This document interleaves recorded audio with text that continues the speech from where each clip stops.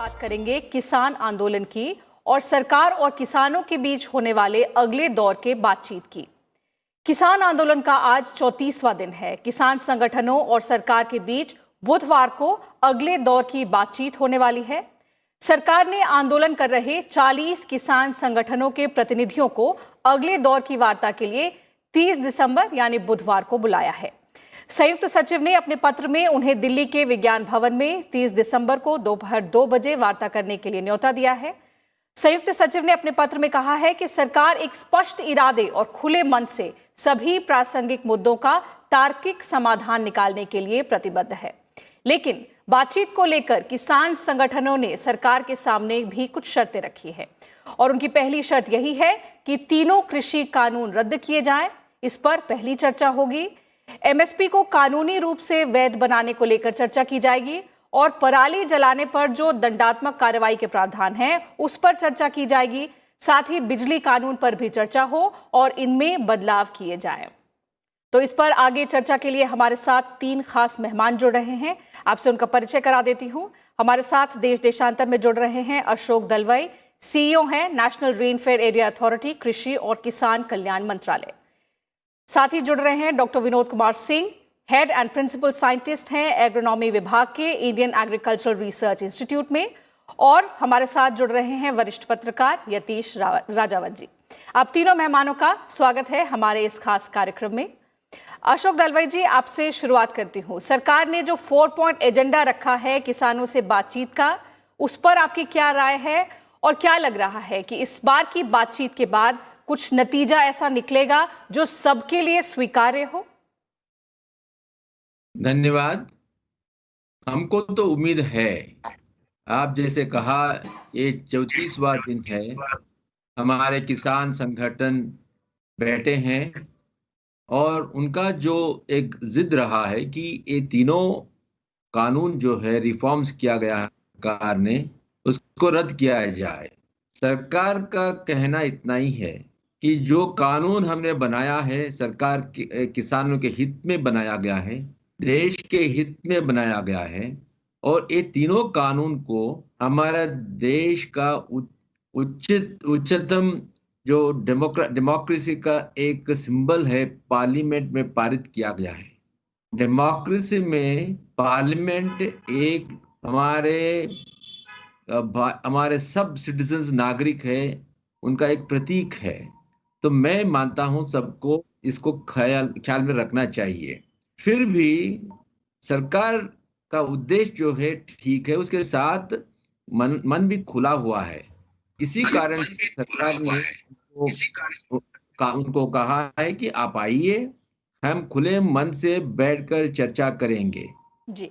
सरकार ने इससे पहले, जैसे आप जानते हैं कि माननीय कृषि मंत्री ने खुद 7 सूत्री लेकर एक चिट्ठी सबको लिखा है कि आप अजय बातचीत जो हुआ था पहले, उससे उभर कर जो आए थे पॉइंट्स, यही 6-7 पॉइंट्स था। उन पर कार्रवाई करने के लिए सरकार राजी है। तो कल जो बैठक होगी, इस बैठक में इन मुद्दे के साथ साथ अगर और कुछ किसानों को कहना है, किसानों के हित के दृष्टि से, तो सरकार मानने के लिए तैयार है। मगर इतना ही मैं कहना चाहूंगा और अनुरोध भी करूंगा कि जो पार्लियामेंट में पारित हुई कानूनों को रद्द करना उचित नहीं है। उनमें जो सुधार चाहिए, संशोधन चाहिए, वो करने के लिए राज्य सरकार और खुद माननीय प्रधानमंत्री जी ने भी कहा है कि हमारा मन खुला है, माननीय कृषि मंत्री जी ने कहा है, सबने कहा है। तो मैं मानता हूं कि कल जो बैठक होगी विज्ञान भवन में, जरूर इससे कुछ एक हल निकलेगा कृषि, किसान और देश के हित में। ठीक है।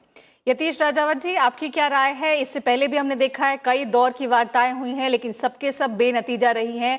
अब अगले दौर से पहले भी देखें तो किसानों ने जो शर्त रखी है उसमें सबसे पहली मांग उनकी यही है कि केंद्र अपने कृषि कानूनों को रद्द करे। ऐसे में क्या बातचीत सफल हो पाएगी? क्या आसार लग रहे हैं आपको? टीना जी, ऐसा है, पहली चीज तो 2-3 चीजें मैं स्पष्ट कर दूं कि ये पंजाब के किसान हैं जो धरना कर रहे हैं, जी। दूसरी चीज मैं स्पष्ट कर दूं कि ये जो 40 किसान यूनियन है, ये सारी किसान यूनियन ज्यादातर पंजाब से ही हैं। और तीसरी चीज मैं स्पष्ट कर दूं कि जो ये मतभेद है, ये किसान और सरकार के बीच में नहीं है, इसमें अब राजनीति घुस गई है। और राजनीति इस की वजह से और राजनीतिज्ञों की वजह से, कुछ पार्टियों की वजह से ये मसला सुलझ नहीं रहा है। तो इसको मद्देनजर रखते हुए आपको ये समझना चाहिए कि पंजाब के किसानों का ये जो धरना है और ये जो 40 यूनियन को जो सरकार ने बुलाया है और सुलझाने की जो कोशिश की जा रही है, वो उसमें सारे देश के किसान नहीं जुड़े, ना ही ये इसके जो इसकी रिकमेंडेशन जो आएंगी वो सारे देश के किसानों के हित में होंगी। सिर्फ पंजाब के एक तबके के किसान के हित में होंगी। आपको पता है कि पंजाब का किसान देश के बाकी किसानों से अलग है। मतलब औसतन देखेंगे तो आप देश के किसान के पास करीब 1 हेक्टेयर से कम भूमि होती है, लेकिन पंजाब में औसतन एक किसान के पास 3.72 हेक्टेयर यानी कि 3.5 गुना से ज्यादा भूमि होती है। तो वो अपने आप में एक प्रॉस्परस और खुशहाल और रिच फार्मर होता है पंजाब का। तो इसलिए जो ये बातचीत होगी ये उस मुद्दों पे होगी जिससे ये प्रॉस्परस फार्मर को क्या चाहिए और कैसे वो बात सुलझाई जा सके। अगर ये किसान और सरकार के बीच में बातचीत होगी और इसमें राजनीति नहीं होगी, या राजनीति पार्टियां जो इसमें दखल अंदाजी कर रही हैं और अपनी रोटियां सेक रही हैं, अगर वो इसमें मतभेद नहीं करेंगी, तब तो ये बात सुलझेगी और आगे बढ़ेगी।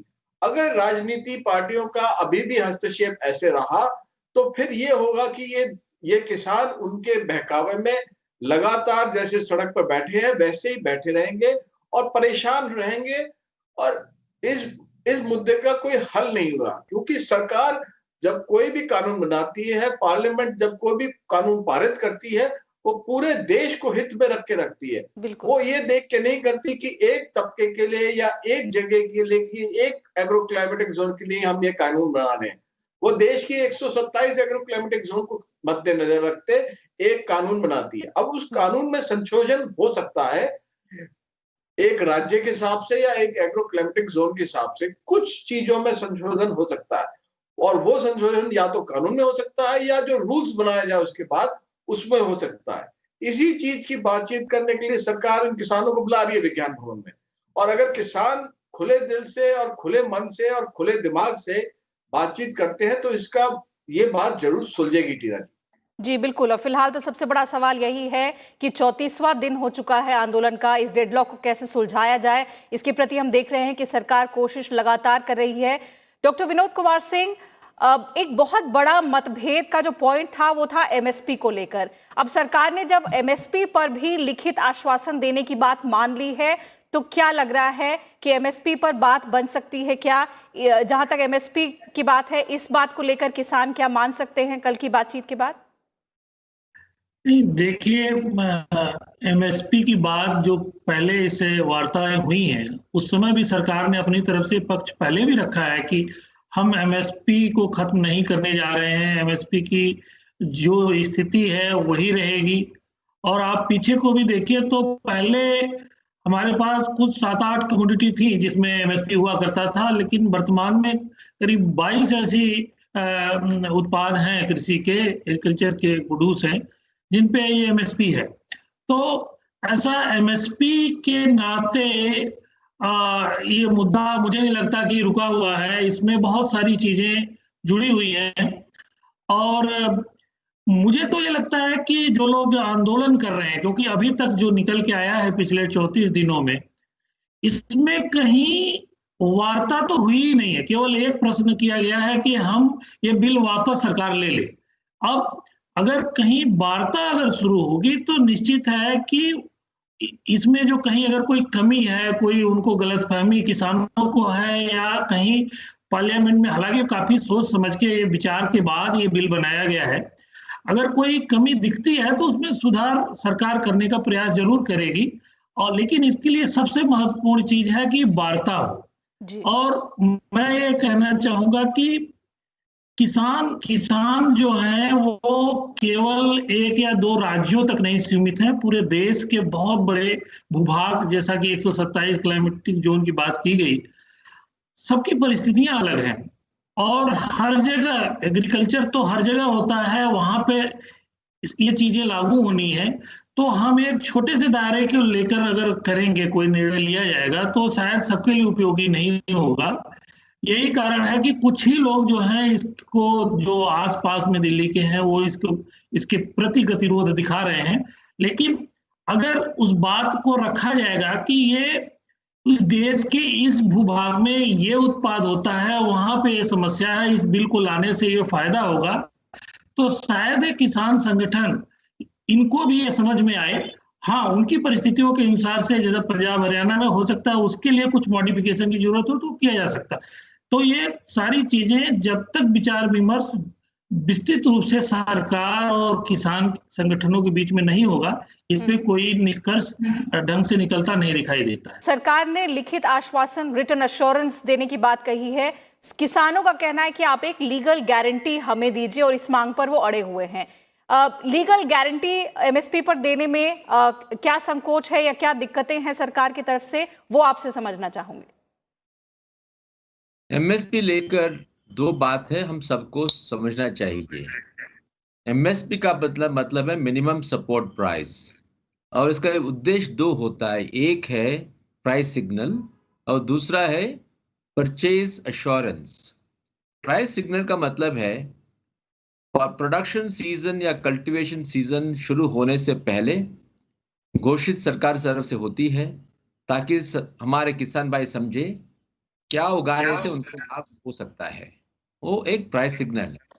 उसी तरीके से मार्केट को भी एक प्राइस सिग्नल होता है। वो दूसरी बात है, वो एक सेफ्टी नेट है। इसका मतलब है, मान लीजिए मार्केट में प्राइस की गिरावट हुई डिमांड सप्लाई के कारण से, डोमेस्टिक या ग्लोबल डिमांड सप्लाई के कारण से, तो सरकार का ये आश्वासन है कि हम आकर उसको खरीदेंगे।